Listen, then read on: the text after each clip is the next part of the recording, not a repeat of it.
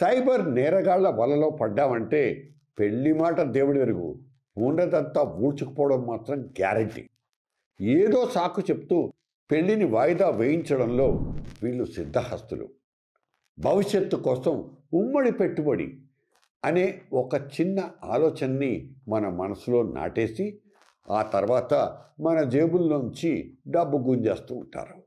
ఇందుకు ప్రధానంగా వాడేది క్రిప్టో కరెన్సీ ప్లాట్ఫామ్.